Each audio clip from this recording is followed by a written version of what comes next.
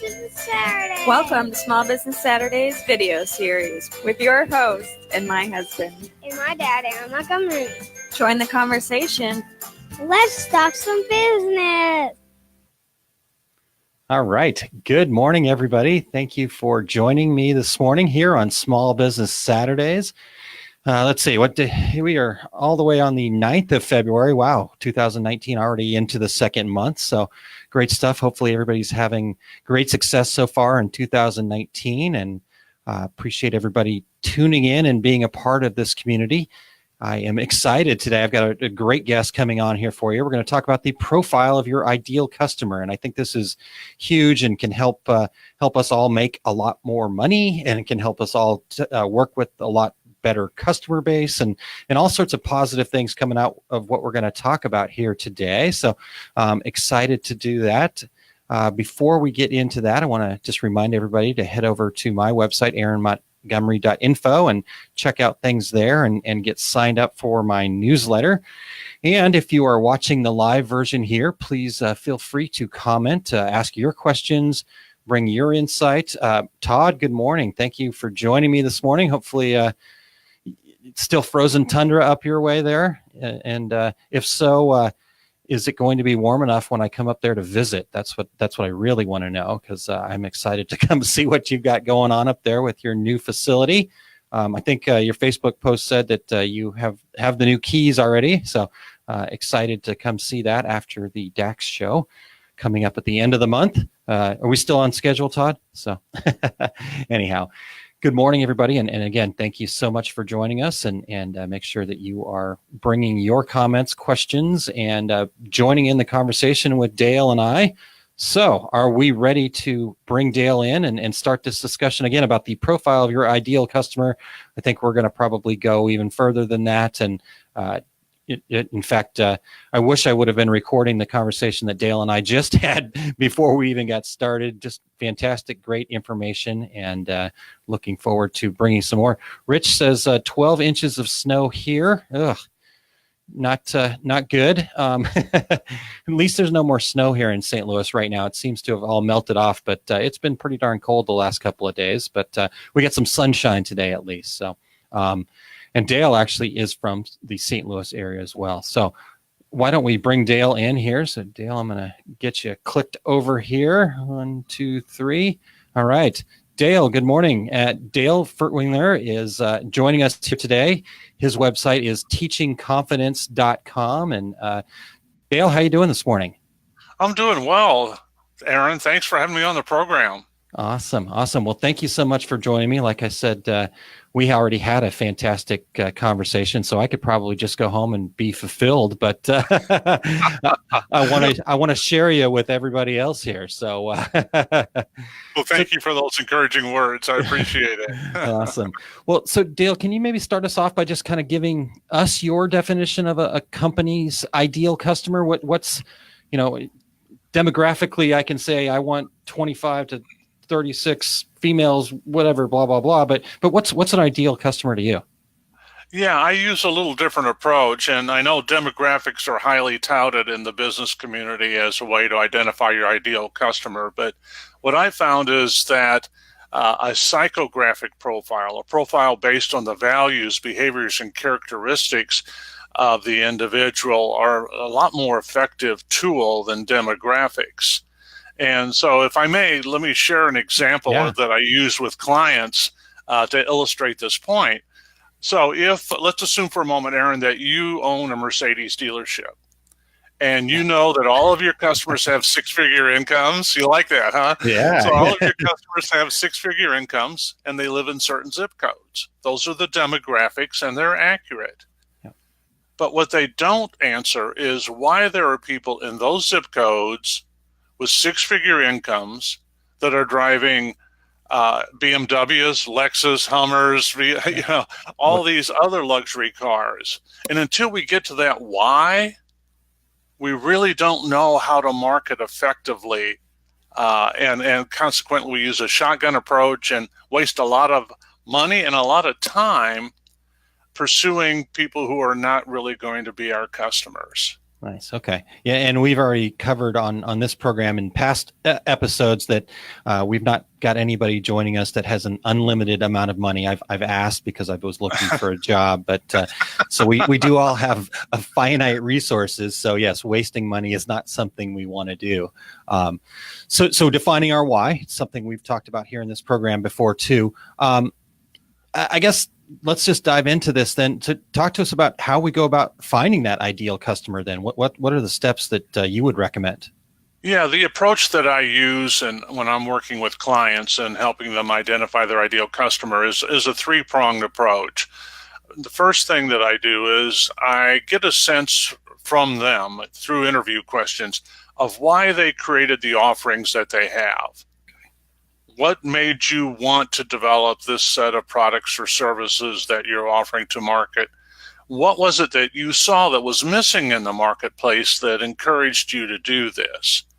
Because through those questions, what I get from them is a sense for what's really important to them, what their values are, how they perceive things, and what's motivating them to do what they're doing. So that's the first step. And then I asked them to tell me about their most enjoyable customers. So what makes them so much fun to work with?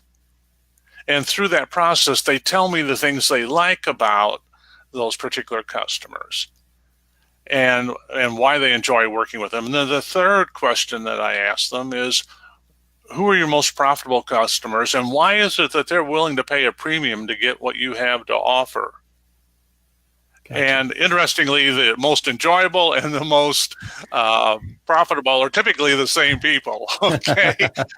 And so what I do then is I take what they've told me and I triangulate that information and I identify the elements that are common to all three. Because that gives me a sense for the values, the behaviors, the characteristics that are aligned among those three groups. And that then indicates who their ideal customer really is. And once you have that information, then you know precisely what language to use in your marketing to get to attract the people that share those values. Yeah. So if I may use an example from my own business, years ago I had a leadership training program, and I had used it in corporate when I was there, and the most dramatic result I'd gotten is my team and I had cut 16,000 hours out of a 40,000 hour budget. Wow. And the morale was higher than it had ever been, and we were constantly providing new information. I was the CFO of the company, so we're the finance part. We provide new and better information to the leadership team so they could manage more effectively. And so I coached one of my clients after I got out of corporate on this system. And within a month, she cut her billing cycle from 3 weeks to 2 days.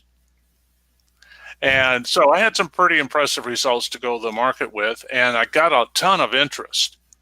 But my close rate was abysmal. And I kept wondering, who wouldn't want results like this? And when I got serious about answering the question, what I realized, there are three types of managers. There are autocrats who view employees as automatons. You key in the instructions, flip a switch, and they better darn well do what they're told. Yeah. There are paternalists, people who feel a moral responsibility to provide employment to people who aren't necessarily top tier. And consequently, they don't expect a lot of them. And the third type of manager is what I call the engagement managers. They like to engage their employees in identifying new opportunities and solving problems, streamlining processes. Well, my program was designed for the third group. That was my ideal customer. So when I realized that, instead of my marketing saying, if you want results like this, give me a call, because everybody wanted results like that. My marketing was, if you're the kind of manager that likes to engage your employees, blah, blah, blah, blah, blah, and you want results like this, give me a call. I got a lot fewer calls, but when I got a call, the sale was virtually made. I didn't have to educate them on that leadership style because they already knew it worked. They just weren't getting the magnitude of results that I had gotten. And they wanted to know how to do that. So it streamlined the sales process dramatically. Yeah. And it enabled me to qualify prospects a lot more quickly. I actually got to the point where with about 95% certainty, I could qualify a prospect on the phone with one question. All I'd have to do is ask them, if you were facing this problem situation with an employee, how would you handle it? The autocrats would say, well, I'd tell them to do this, that, something else. The paternalists would say, well, we'll get them some coaching, some mentoring, or maybe I'll shift the workload. The engagement manager would say, well, we'll just sit down and talk about it, and together we'd figure out a solution. Okay. Now no salesperson relies on one question to qualify a prospect. So I always ask follow-up questions, but I'd say 95% of the time, the answer to that first question, all following questions just affirmed that impression, that perception. Nice. Okay. And so it saved me a lot of time and energy. Absolutely. Absolutely. And that's another finite resource that we've talked about on this program before is we don't have unlimited time either. So if we can save money and time by doing these things, that makes a lot of sense. So Dale, we've got a great overview of kind of how we're going to get to this information and how we're going to kind of save our time and money here. Maybe we can dig in a little deeper into, let's start with the why part. We'll go back to you laid out 3 areas there for us. Tell us a little bit more about the why and discovering that and maybe some tips and tricks people can use to kind of refine their why and pick out the right things for them. Yeah, I think with the why, typically we go into business because it's something we enjoy doing and we want to help people, and so we develop products or services. But all too often, what gets missed in there is an evaluation of why this is different than what already exists. And why is that important to the customer? Yeah. Because if we're going into business, which unfortunately too many people do, providing the same products or services that already exist, and there's no differentiation, no additional added value over what everybody else is providing, there's really no point in going into that business. Because if you're going into a business where there are a lot of people already providing exactly what you're providing, then the market has no reason to buy from you.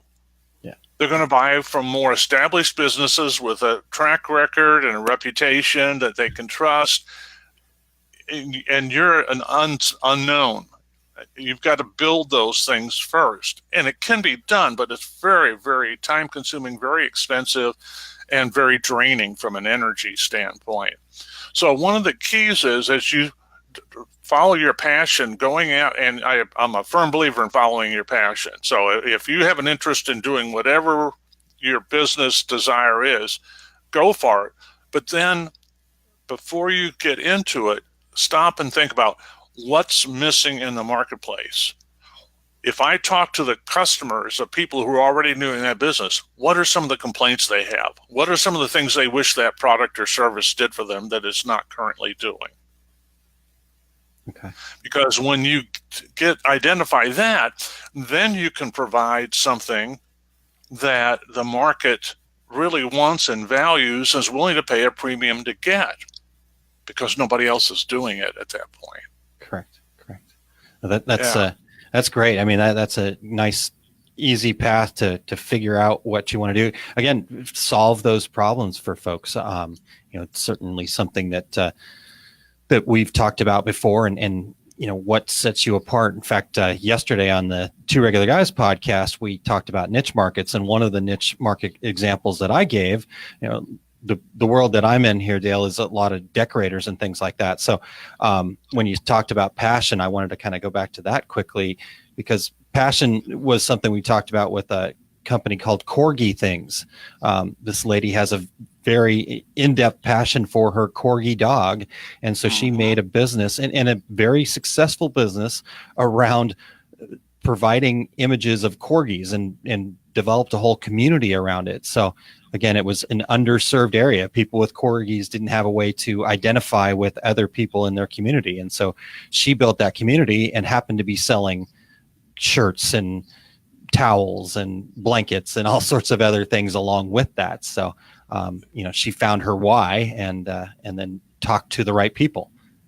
Well, exactly. And so, to your point, what she was really doing was not selling the corgi shirts, t-shirts and things like that. She was building a community of corgi lovers, and these were just tools to enhance the building of that community. And so on the surface, it appears that her business is doing corgi t-shirts and other related types of items. Yeah. In fact, what she's doing is building a community of corgi lovers. Yeah.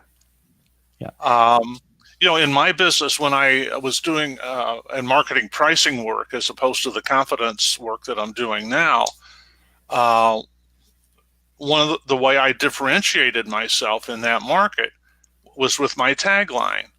My tagline was, I'm going to help you get higher prices for your products and services, regardless of what your competitors or the economy were doing. Now, there were a lot of pricing consultants out there who all claimed to be able to help their customers get higher prices for their products and services. But I never heard another one say they were going to do that regardless of what their competitors or the economy were doing. Huh. So you differentiated yourself from them, and that was your why. Yeah, because the biggest fear that most people have, most business owners have with regard to pricing, is that they're going to lose customers as they raise their prices. And and they discount to get more customers, and there are a lot of dangers associated with that. But by giving them the assurance that they were going to be able to get these premium prices regardless of what their competitors or the economy are doing, appealed to those who believed that was possible, or were at least interested enough to explore why that was possible. Yeah, for sure. Okay. All right. So we talked about our why a little bit there. The second part that you laid out was kind of defining the types of customers that you like to work with. If I'm quoting you correctly there, can you dig a little deeper into that for us and kind of maybe give us some ideas of what the best ways to go about that might be? That is a matter of just paying attention to the energy level that you have after an interaction with that customer. Okay. Because that's going to tell you who you really enjoy working with. And it may not necessarily be what the industry indicates would be your ideal customer. To give you an example, I shared this with the psychographic profiling with an investment advisor from Edward Jones. And after I had outlined it for him, he said, I know exactly what you mean. He said, I spent time last evening with a young couple. They don't have a lot of resources right now. But he said, I had so much fun working with this couple. He said, if I had 50 like that, I'd be in heaven. Okay, well, he just helped identify the type of people he really likes to work with. And if you were a sales manager or a development manager in a large organization of wealth advisors, you tell them, no, don't go there. That's not the right market. You're not going to make a lot of money doing that, Yeah. That's where his passion was. And he will make money at that because as he helps these young people become more successful, they're going to develop more assets and they're going to have more to invest. And he'll have earned their trust at a stage when most people aren't interested in them. Sure. And so when the economy goes down, they're still going to be investing with them where everybody else is going to bail out of the marketplace. Right. And then, as they have kids, they're going to tell their kids, look, this is the guy you want to go to, Yeah. Nice. Yeah. I mean, you can relate that back to, the same thing with the decorators here, where you're helping somebody may not be the ideal, going to make me millions of dollars today, but you're supporting a cause, you're supporting an effort, you're supporting something that's near and dear to you, and you become the trusted go-to person for that group, which then grows, talks to other groups, grows, those kinds of things. I think that's where you're heading with this. Is that correct? Yeah, absolutely. And not only that, but you also find that the people that share those values, who share that passion with you, price is irrelevant to them. It doesn't matter. Yeah. Because what they value so much is they're going to buy from you, good times or bad, because I'm a corgi lover, and if I have to forgo eating out or whatever to get what I want for my corgis, I'm going to do it. And if I have to pay a premium to get what I need for my corgis or my community, I'm going to do it because it's that important to me. One of the keys is that people will always find the money for what is really important to them. That's a very good point, and I think probably one we forget that especially when we're trying to set our prices, we go, oh well, we've got to be competitive in the marketplace, and we got to make sure that we discount to get in more people, like you said, and that's not necessarily where. In fact, you don't really want to be going there. So no, you don't. And I when I do my pricing programs. One of the things I do is I pick two premium price companies and two low price strategy companies, and I show the financial results. And they're publicly traded companies, so I was able to get show the financial results during the recession from 2009 to 2012. And out of that group, Apple outperformed everybody, selling something nobody needed. Worst recession in 7 decades, selling something nobody needed at hefty prices, and they became the largest market cap company in the world. Wow! Yeah, during so if the economy really mattered, that would never have happened. Yeah, people are buying what they want, and they'll find a way to pay for it. That's exactly what that demonstrates. Yeah.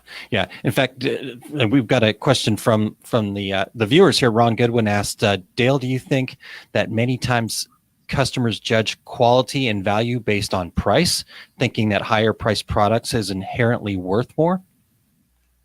Yes, it's absolutely true. And I got a great example of that years ago when I was doing a pricing program for a group of business owners, and I was making that point.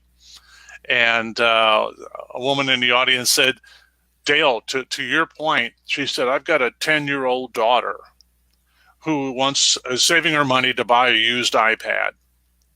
And she said periodically she goes out online to see what the prices are, and one day she came across this really low-priced iPad, and she said, well, there's no point in looking at that one. And her mom asked her why, and she said, there's got to be something wrong with it, for the price to be that low. 10 years old, okay? So intuitively, we know that there's a relationship between price and value. Now, is it always there? No. Yeah. But there are a lot of things that there are actually only three things that any of us buy. We all think that people are buying our products and services. They're not. They're buying image, they're buying innovation, and they're buying time savings. That's it. So they're either buying something because it enhances their own self-image, or they think it enhances their image in other people's eyes. They're buying it because it's the latest and greatest of something that they really love. Or they're buying it because it's going to save them time. And you can take any benefit that any company claims to provide to its customers, it's going to fit in one of those three categories. Huh. Okay. Interesting. That's a really good point. I kind of equate it back to the perceived value. I think that as people, as humans, we're terrible at understanding what it really costs to create or make something, especially something that we don't know anything about. A lot of times in our world, people don't know what goes into making a t-shirt. Mm-hmm. They just want a t-shirt. But their perceived value of the product and how you sell that t-shirt. So if I'm saying, hey, you know what, I'm going to get you 100 t-shirts, 3 colors for $7, people are going to go, oh, well, that's just a t-shirt. If I say, I'm going to get you 12 performance wear, moisture wicking apparel products that is going to show off the brand of your company, the price question goes right out the window. Exactly. Because then what you're selling is the value of their brand to the public, the image of their brand to the public, right? Yeah. So you're telling them, hey, my product is going to enhance your image in your market so that you can generate greater trust and more sales. Nice. At premium prices. Yeah. That's in essence what you're saying that was implicit in what you just said. Right? All right. Good. Yeah. Love it. We're on the same page. And I knew that this would this would be very valuable for our listeners here today. Dale, I've got one more question for you here. And if anybody else has any other questions for Dale, feel free to post them in the comments there, and we'll get Dale to answer them. But so we've talked about kind of defining that ideal customer, finding your why, profitability, the ones you like to work with the most, those steps. Once I have that information, what do I need to do next? What do I need to do with that information? You need to change your marketing messages to highlight those values and the behaviors and characteristics that are important so that you're attracting the people who share them and filtering out those that don't. So again, if I can give you an example, and I think you and I talked about this previous to the thing. That's okay. Yeah, good stuff.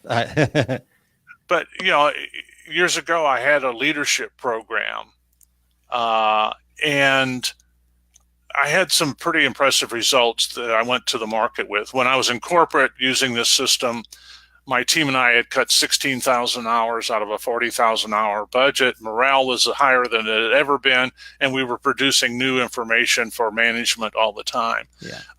When I got out of corporate, one of my clients within a month cut her billing cycle from 3 weeks to 2 days. So I had some fairly good results to go to the market with. And I got a ton of interest, but my close rate was abysmal. And I kept wondering, well, who wouldn't want results like this, And so when I got serious about answering that question, what I discovered was there are 3 types of managers. There are autocrats who view employees as automatons. You key in the instructions, flip a switch, and they better darn well do what they're told. Yeah. There are paternalists who view employees as, or they hire people who aren't necessarily top tier. Consequently, they don't expect a lot of them. Yeah. And the third element, the third type of manager, are the engagement managers. They like to engage employees in identifying new opportunities, streamlining processes, and solving problems. Well, my program was designed for the third group. Yeah. So once I realized that, I changed my marketing. Instead of saying, if you want results like this, give me a call, I said, if you're the kind of manager that likes to engage your employees, blah, blah, blah, blah, blah, and you want to get results like this, give me a call. Well, I got a lot fewer calls, but when I got a call, the sale was virtually made because they knew that type of leadership style worked for them. I didn't have to educate them on it. I didn't have to convince them. They knew. They just wanted better results. Yeah, the marketing message, doing the work of your salespeople really is what that boils down to, and in our situations here, we're all of it. We're the marketing company portion, we're the salesperson, we're the janitor, right. we're all that kind of stuff in the small business world here. So it's even more important to get your message correct, so you're spending less time talking to people that aren't necessarily a good fit for you. So I think that's a huge savings of time for the folks in the small business world here. So absolutely. And there's one other step that I take with that psychographic profile then when I have it. In the sales call, I tell every prospect where my clients and I enjoy the greatest success is when they possess these qualities. And I outline them for them. And interestingly, in about 20% of the cases, they'll ask me, do I qualify? So you talk about changing the dynamic of a sales call. They're asking if they qualify to work with me. And interestingly, in those 20%, I typically have a concern. and it opens the door for that discussion. I can share with them what my concern is, and then we can figure out whether or not it's something they can overcome.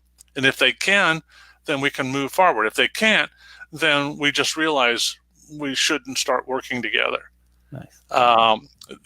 The other 80% that don't ask at that point realize this isn't going to be a unilateral decision. They're not deciding whether or not they're going to hire me. We're going to decide jointly whether it makes sense for us to work together. So we develop a more peer relationship from day one. Yeah. This isn't customer vendor, the vendor always kowtowing, we're on equal footing. Yeah. Your partners and partnerships are way more successful than, like you said, one person telling the other person this is how it's going to be done. Exactly. Nice. So Dale, you kind of briefly mentioned that you got some work that you're doing in the confidence world now too. So maybe just give our listeners a little bit of information about what's going on there at teachingconfidence.com. Yeah, I've as a result both of the pricing work that I was doing and the fact that my customers there were telling me the same thing, that they had more confidence than they ever did before, and it allowed them to hold firm on their pricing, and they were having more fun doing business as a result. At the same time I was getting that feedback, I had over a half a dozen people say to me, "I want your life." And I said, "What?" It's the right life for me. I've structured it the way I want it to be, but I never considered it enviable. And so I would challenge them on that statement, and they'd say, "Well, I want to be able to do what I want to do when I want to do it like you do. Or I want to take advantage of opportunities and not worry about the consequences the way that you do. Or I want to be able to take off more time and travel and not worry about the money." So they were really telling me they wanted to be free of fear, anxiety, and frustration. And it got me to wondering, well, how did I get there? Because I truly have lived that way for more than 30 years now. And I realized it was confidence, which was somewhat surprising because despite having grown up in one of the most loving, nurturing households any child could hope to have, I was a very shy, insecure kid. And it got me to thinking about, well, how did I develop this confidence that I could just live unafraid, if you will? Yeah. And I was able to think of the things I had learned along the way, and I wrote a trilogy of books on confidence, one for each level of confidence that I've identified, and I've created a course that teaches others how to teach confidence. And so I'm certifying instructors so that we can reach more people and have more people living a life that others say, I want your life. Totally. Yeah. So that's where I'm headed these days, what I'm working on these days, and having a blast doing it. Good. Well, that's fantastic. Everybody check that out over at teachingconfidence.com. Also, you mentioned some books, and I'm in the middle of my first book of yours, or just about wrapping up the first book, but you've got some great ones. So they're all on my Amazon wish list right now. And so I actually went ahead and, just to make it easy for everybody to find them, if you go to aaronmontgomery.info/Dale, that'll take you over to the Amazon list of your books there, Dale. And I would suggest people check those out. Like I said, I'm working on one with the universe right now. Is that the title? Again? Right. Mm-hmm. I keep forgetting it. You told me once before already. So no problem. I don't often remember the titles of the books. I just remember the lessons I learned from them. Exactly. That's where I'm at right now for sure. So good stuff. All right, Dale. Well, I've taken some of your time this morning, and I really appreciate all the great information. I think we've got most of our questions covered. I know I got my questions covered, and like you and I talked about before we got started, we're on the same page. I think we're bringing the same message, and I just love to have people get a perspective from somebody else. Maybe your language is a little bit different than my language, so people will understand how to make that next step in their business to be successful and have profitable customers that they love doing business with. So that's the goal. That indeed is the goal. And if we helped one person in that regard, this was a good use of time. So awesome. Thanks again for having me on the program. You're welcome, Dale. Have a great rest of your Saturday, and I look forward to talking to you soon. Sounds good. Thanks a lot, Aaron. All right, guys. Well, that was fantastic. And I have just recently met Dale within the last couple of months, and been fantastic to get to know him. I'm excited to continue to get to know him. Like I said, I'm reading one of his books right now, so I do invite you guys to go check that out. Just like I said, made an easy link for you, aaronmontgomery.info/Dale, to go check that stuff out. So great stuff. And Ron just shared, you did. Thank you. So great use of our time, Dale. Thank you very much. Awesome, guys. Well, great Small Business Saturday here today. If you guys have any questions, want to reach out to me, my email address is scrolling across the bottom right now, aaron@montcoconsulting.com. And I'm not real sure what we've got coming up next week. I've got some things on the list, but I really want to kind of craft and refine that. I'm actually going to be traveling next week, and we'll be in Phoenix, Arizona, visiting some family, but we'll still be bringing you Small Business Saturday from, I think, Maricopa. I think we'll be at my wife's family's house. So I'm looking forward to kind of getting down there, getting some sun and some warmth, and bringing a new spirit to you next Saturday out of the cold of St. Louis here. But anyhow, everybody have a great Saturday, and we will talk to you again next week.